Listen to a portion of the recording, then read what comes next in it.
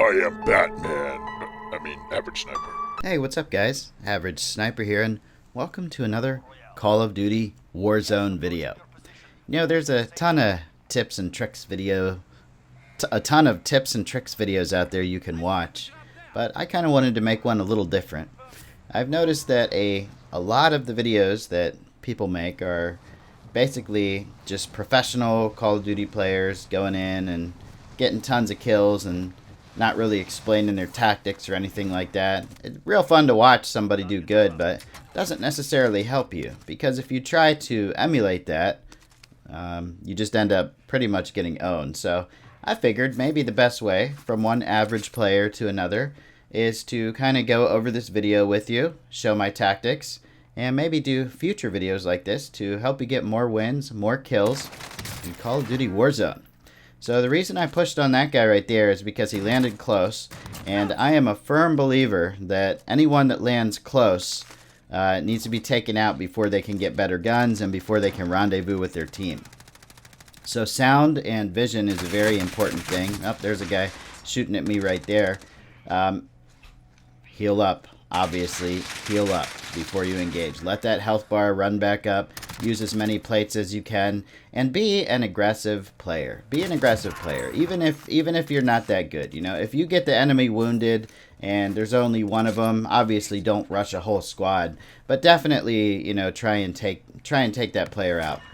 I get killed, or me and my squad gets killed so many times because people try to revive people in the middle of gunfights, you know, without finishing it. Sometimes that's a really good thing to do. Other times, it's really not. Here's a classic mistake I made. I heard a guy in the gas station. Me and my teammate put full attention on that guy. Didn't even know there was another guy outside the gas station. Got whacked. So always be on the lookout, you know, for other members of the enemy squad. It really sucks when you can get that hunger for the kill, you know, and you just put all your focus on that guy. So when you're playing with your squad, make sure that if you see a guy, you focus on him and tell your squad members to look out, to get your back, look in the directions that you're not looking. I can't tell you how many times I get killed because I see a guy and my entire squad focuses on that guy instead of letting me focus on that guy, or the person who called the guy out focus on that guy and look for other people. I am constantly looking behind me, checking my back, all that kind of stuff, you know. So if somebody calls a guy, if they're not in immediate danger, I let them deal with that guy, and I watch their back from the directions that they can't see. Teamwork is very important. And speaking of teamwork, this is very important too.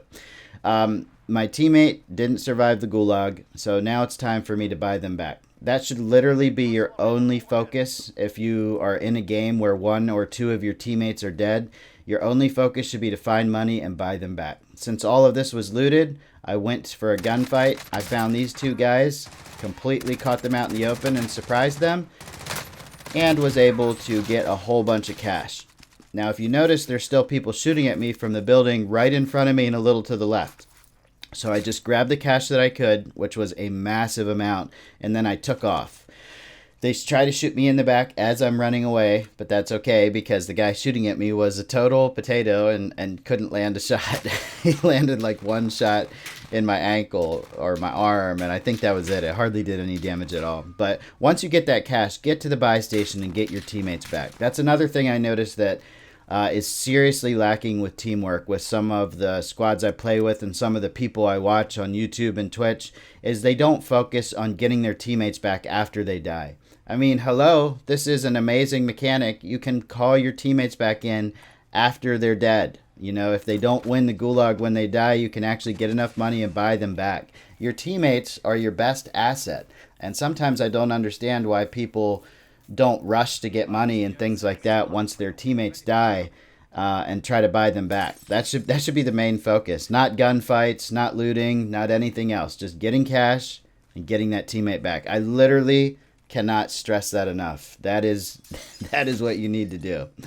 So your teammate's always going to have your back, assuming you have a good teammate, and having that extra person in there to have your back, or to be bait. Sometimes your teammates are bait when the enemies are shooting at them and you take the enemies out. I mean, that's just how it is. But yeah. Okay, so on to the next point. As you can see, we're in a gunfight here.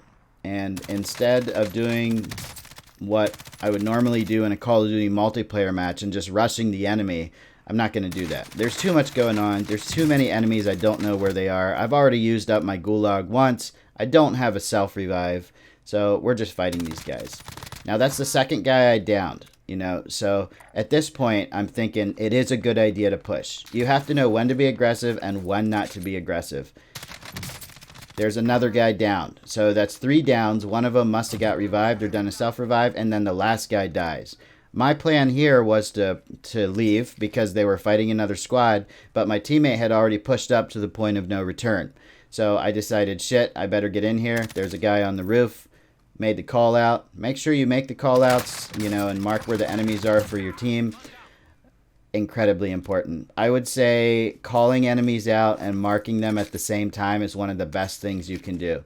The mark system in this game is so great. You can put an enemy mark down, you can put a regular mark down, and that helps your teammates out so much.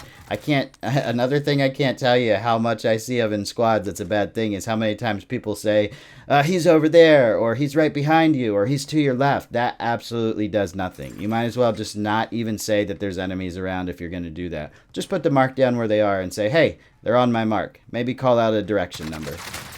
Now, I was a little aggressive here. These 2 guys had been creeping around for quite a while. I edited out part of the video where we were kind of just waiting for them. They were waiting for us, so I got fed up and decided to go after them. Probably not the best tactical play, but it worked out well in the end. Attacking campers is never a good idea because, let's face it, we're playing Call of Duty and campers have a very tactical advantage, especially since this isn't PUBG. If you're playing on console, there's strong aim assist, so there's not going to be as many potato fights anymore. And you're also playing against PC players most likely, since Xbox and PC have a forced cross-play requirement to play Warzone. So even though I like to rush campers in solos and trios, I tend not to do that unless I feel like I have a distinct advantage. So when you saw me jump off the roof and kill those guys, that is where I felt that I had a very distinct advantage and just went for it. Also, my aim was on point. One of the things I didn't mention that's obviously very important is you want to get your loadout drops. You don't want to be fighting with the default guns that they give you because they're pretty much all shit. They should only be used at the beginning of the match or if you come back from the gulag and you're forced to use them. But you definitely want to create a custom loadout that works for you. I made a video on one of my favorite custom loadouts a few days ago. So make sure if you're interested in that, you check out my channel. I have all that information there. We're up to 13 kills. We're getting into the final circle. Now, let's talk about the final circle, guys, and how to pull off that win. Because honestly, whether you get here through brute force and destroying other teams, or whether you camp your way here, odds are the circle is going to push you, force you into a position you don't want to be in, and you need to know how to overcome that and get the win. Well, first things first. Unless you have a clear line of sight to the center of the circle and you know no one can shoot you, you probably shouldn't try to position yourself in the center of the circle unless there's amazing cover and you can just get there, you know. So me and my teammate, since the gas was pushing, decided to try and jump to the edge of the circle and get a better position to shoot these guys from behind us. Positioning in this game, in any battle royale, is absolutely everything. I pull out my trusty sniper rifle here, and we can see there's 2 squads over there fighting each other, trying to run from the gas at the same time. They've got themselves in a very, very bad situation. Getting some good sniper shots, getting some knocks on these guys, but then I notice my shields are down, and I need to heal up. Keeping your shields at full is so important. Oh my god, it's so important. That guy was trying to revive in the middle of the open. Very bad move. I get wounded again. I tell my teammate, hey, I need to heal. Go ahead and fight this guy while I heal, and I'll be back in a second. But that doesn't always work out. So we're looking for this last guy out of the squad. There he is. He's downed my teammate. I kill him. Now there's only a couple enemies left. Got to go for the win here. All we got to do...